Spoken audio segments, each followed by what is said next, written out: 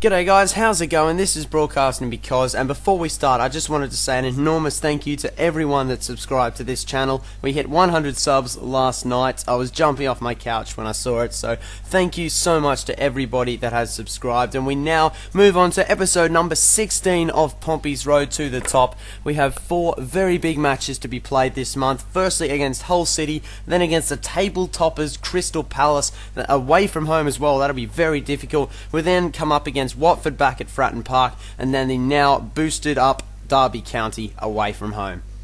Well, if you look back at our past couple of performances, they haven't really been that great. We haven't really stepped up into that top gear as we power towards the playoffs, and I thought the best way to motivate the side was take to the media and to give them a reason to beat Hull City at home. Now, last time we played Hull City, we did lose to these guys 2-0. It was with an underpowered side because we had an FA Cup game later in that week, but we looked to turn this luck around against Hull City when they come onto our turf.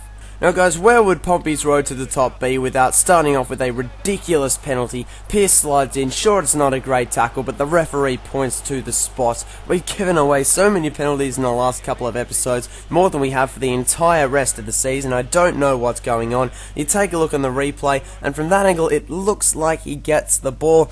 And of course, he does get the ball. He might clip the player, maybe on the knee or something just before, but he clearly does get the ball. Matt Fryatt steps up and puts it in the back of the net. No surprises there. He's one of the other informed strikers of the championship.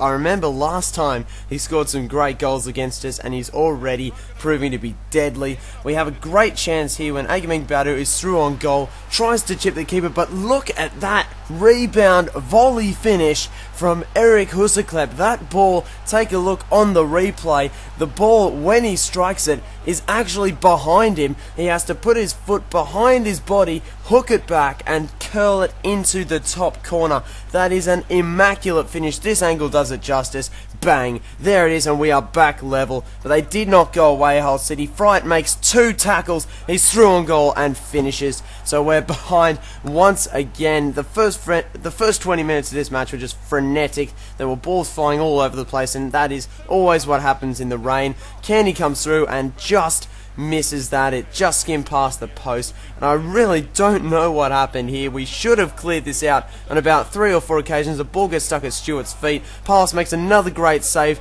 The clearance is blocked, and Matt Fryatt with a scissor overhead kick.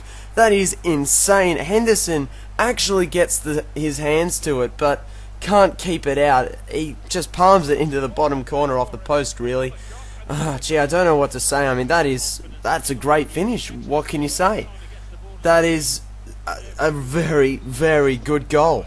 And after a frenetic first half hour, that was it. Nothing else happened in that first half, and we went into half-time 3-1 down against Hull City, a team that's not even in the top half of the table, and we are getting pumped by them. And even in the second half, something happened, and we actually started attacking. We started to pepper their goal. I brought on Halford and Benjani, and we just had chance after chance after chance. Benjani gets a great ball through to Eric Husseklep, takes it around the keeper and gets taken out from behind. A sliding tackle which takes him well off his feet. If Pierce's was a penalty in the first half, I don't know how that isn't given. Finally, Matt Fryatt is taken off. Good riddance to him. I bring on Jenkins for Badu because he's getting pretty tired and we'll need him in the next game as well. Husseklep dribbles around the defenders but can't put it on target. We are peppering their goal at this point. We have all of the possession and all of the shots, but something was just against us and we could not break that scoreline, and that is how it finished as well. No change from the halftime score. 1 goal Portsmouth, 3 goals Hull City, no points for us, and that is a very big defeat, particularly considering that we have to back it up against the current table toppers in Crystal Palace away from home. Oh, this is gonna be fun. So this is it. Crystal Palace, Portsmouth. We have to win this game. We pulled a rabbit out of the hat before, but if we're going to stay in the title hunt, if we're going to stay in the promotion hunt, we have to win this game. And we start off with Eric Husseklep getting taken out. Surely this is within shooting range from here. Okay, yeah, and they scored straight away after that free kick. So really not happy with the referee's decision. Don't know how it was a free kick, and just for the fact that it was a sweaty goal as well, a pass across the face from Crystal Palace. You're playing us. You're first on the table, and you need to do that. Come on. But anyway, we do get a good chance here. Joel Ward plays to Akuming Badu. Eric Uzaklep slices through the defence and puts it in the top corner with a bit of the curling finesse. That is beautiful. And we level the scores in the 36th minute there. And our defence stepped up a little bit because they did really press this Crystal Palace. It's what you'd expect from the team that's on top of the table. Look at this from Pearce sliding in and just knocking the ball out of his feet. For a second I thought that the referee was going to pay a penalty there, but thankfully he decided to be on our side for once. In fact, the referee was so kind to us that he decided to award us a penalty right on the stroke of half-time. We finally get one going our way. It's against McShane. You take a look on the replay, he's got no defence whatsoever, no bias either from the referee. He just puts his arms up and swats at it like a chicken. No defence for McShane whatsoever. That is a clear-cut penalty.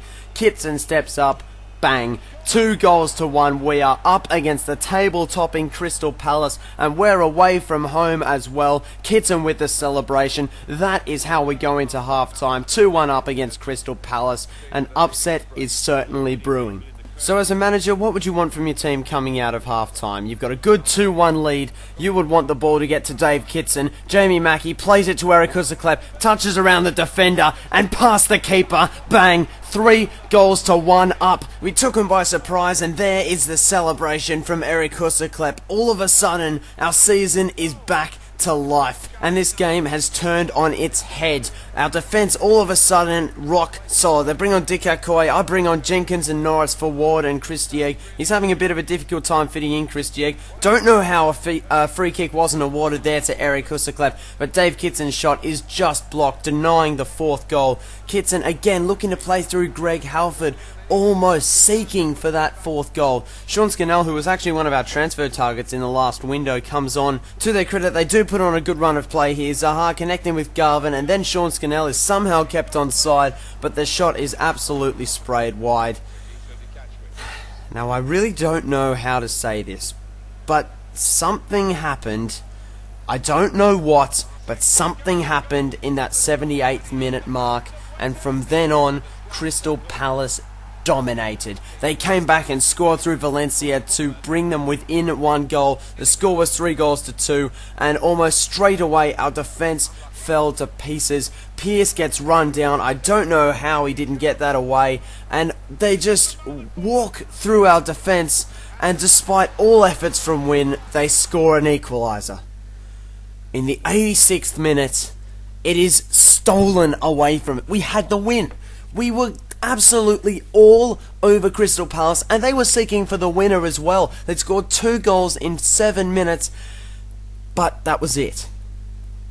We'd drawn after being in front and dominating. In the blink of an eye, our season has gone from revival to jeopardy. I could feel it slipping away. I could feel our grasp on that top 6 slipping away, and to make matters worse, I get this email from Ben Jarney, the super sub of Portsmouth, saying he's got to get more playing time and he's frustrated when he's not. I've been playing him as much as I can, and he's been playing his role so well, but to hear that he's frustrated, almost on the point of leaving the club, I can feel it slipping, guys. Look at our ladder position. We're now 10th. We're 10th on the ladder. We are 6 points behind Derby County. We're in trouble, guys. Stay tuned.